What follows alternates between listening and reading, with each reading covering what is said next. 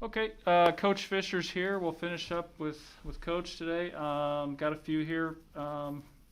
Mitch Sherman, the Athletic.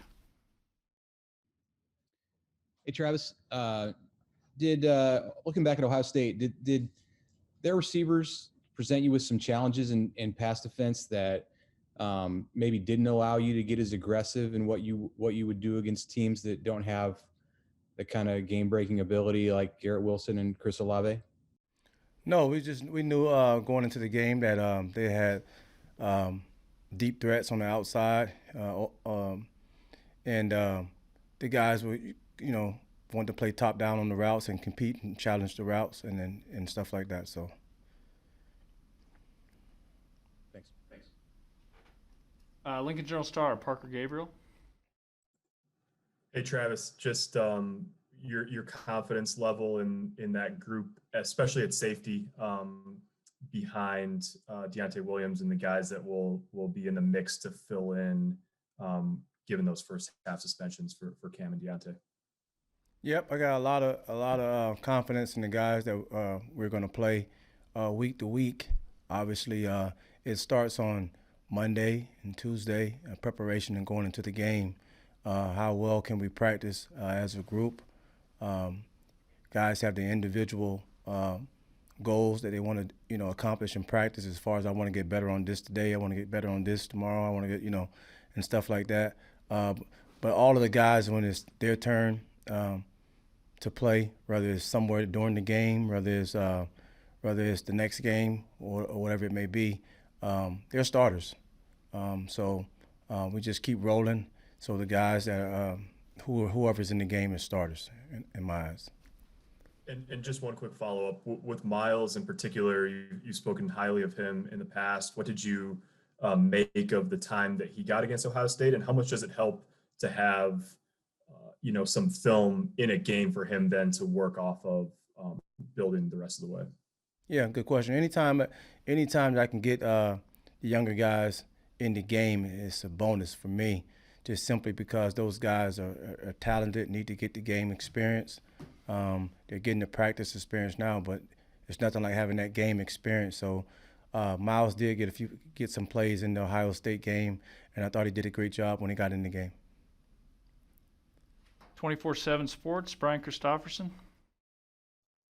Hey, Travis, I just wanted to ask you about a few newcomers. I would maybe start with Nadab Joseph. Where's he at? And I mean, how far is he from contributing, or what's he got to do to kind of get in the mix? Yeah, right now Nadab is out here every day. He's working hard to get himself where he needs to be. Obviously, he's a late addition for us, but he's working hard to get himself where he needs to be. He's coming along pretty good. How is Lynham and Delancey? How have they? What have they shown to you so far? And are they guys you could rely on this week in any way? Yeah, I mean they played last week on special teams. Look forward to them stepping up in some part of the game, whether it's defense, whether it's special teams again this week.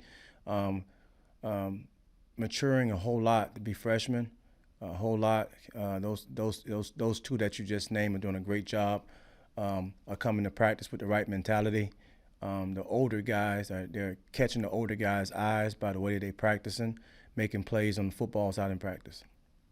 Thank you. Omaha World Herald, Sam McEwen. Hey, Coach. Thanks for doing this.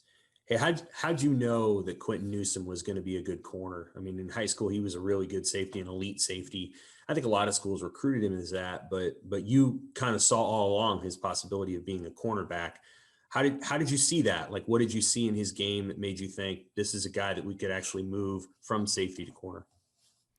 Just simply because I watched Quentin throughout his high school career and not his senior year. His junior year he played corner, so I had a chance to watch him play corner. So that's really how I know.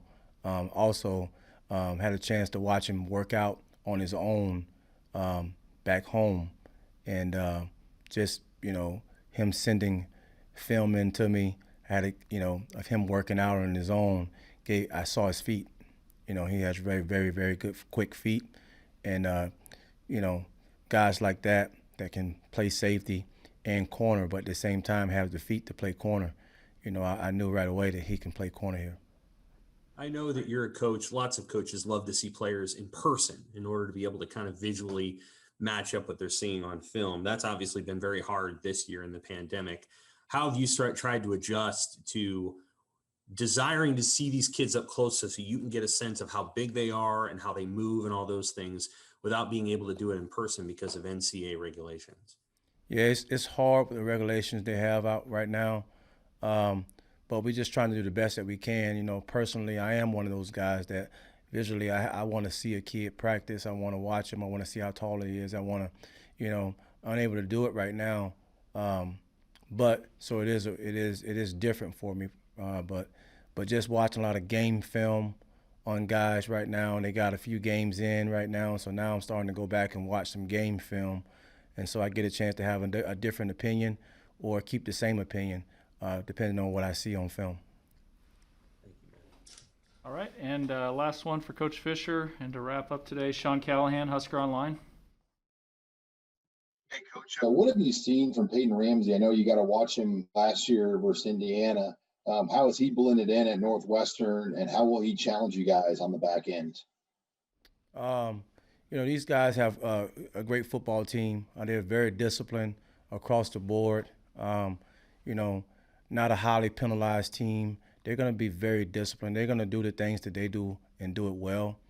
We got to do a good job of having eye discipline, being very disciplined within the scheme, flying around to the football, being physical in the point of contact, and challenging plays a lot better on the outside. It's a build from last week. All right, thank you, Coach. Thanks, guys, and we'll have Coach Frost tomorrow at 11:30. I'll send the Zoom link later today.